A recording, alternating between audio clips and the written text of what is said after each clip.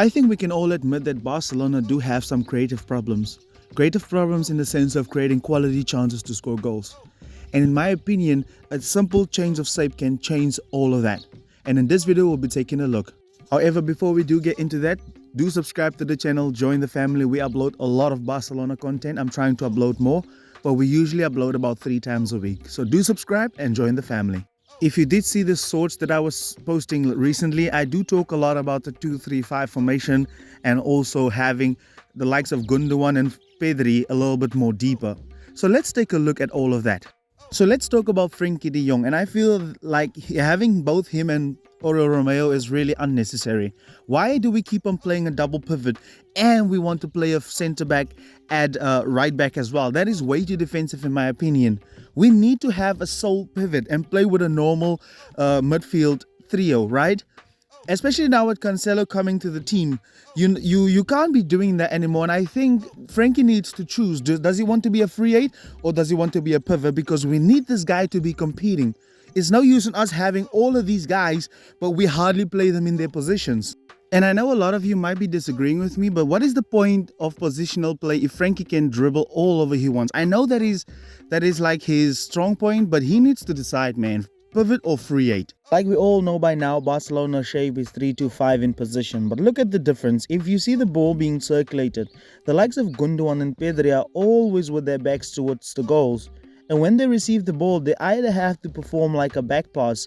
They're always facing the ball, right? So they have to do a back pass or they have to do like vertical or horizontal passes, but it's never forward, right? Look at Pedri. The reason why I'm suggesting the 2-3-5, look at how he has to drop anyway to get on the ball. Christensen and Koundé are the guys who has the most balls, right? If you play these guys deep already, they would have the ball the most. They would be the ones on the ball. So like I've said, I have discussed this previously in some shorts that I've released over on the channel, on this channel actually. So this is what I think should be. Barcelona's shape should be the 2-3-5 formation. 2 centre backs and then Xavi and Pedri or Gundogan a little bit deeper. Look how massively different the shape look. Now you have Gundogan who's finding wingers and fullbacks in position. You can actually move their position around. You now have Frenkie de Jong a little bit deeper. You have Pedri deep. Look at how the difference now in I think the quality of play would even improve. Now you have Pedri that's circulating the ball. Pedri is in control of the ball. But right now we have Christensen and Koundé who's doing all of that for Barcelona. These guys can find players in behind. Then we can do cutbacks. We can do anything, you know. It's just so much better if they are the ones rotating. The only visible problem we would have is then when we have to defend the wings, you know.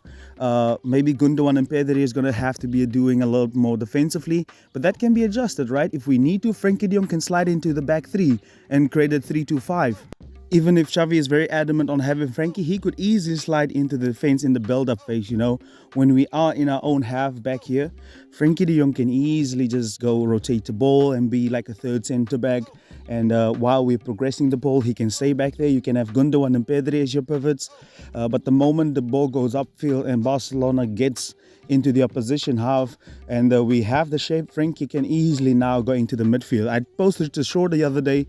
This is what Danilo actually do for Portugal, right? I know this is easier said than done, but I think it's really easy to make these adjustments, right? Having the right players on the ball is not that difficult. I've said it before and I'll say it again. Barcelona do have the talent right now at the club to play much better football with these small adjustments being made. And I would love to know, what do you think? You guys are always very interactive. And it is not a train smash like we lost Dembele. Yes, we don't have good wingers, but what can we do about it? If you need to find new ways to provide width for your team, you have to do it. Don't be stuck in your ways. You have to play according to what players you have. And this formation would do so much better for Barcelona in the long term in terms of not only the tiki-taka way, but also, like I said, having the great guys and the best people on the ball at all times. Like I said, right now, Koundé and Christensen are having more of the ball than Pedri and Gundogan. But who would you think is the free agents? Gundogan and Pedri are the free agents, right?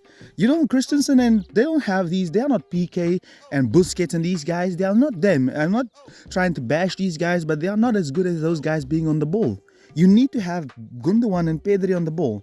But let me know down in the comment section, what do you think about this video? I wanted to make a longer, extensive video, even though it's not that long, just to show you or explain to you why I think the 2-3-5 formation would be the best. Let me know down in the comment section, what do you think? Let me know your thoughts, and also do subscribe as always to grow the family. We upload at least 3 times a week. Join the family. We have a lot of great discussions. It's very nice. This channel is dedicated to Barcelona. Thank you very much. Goodbye.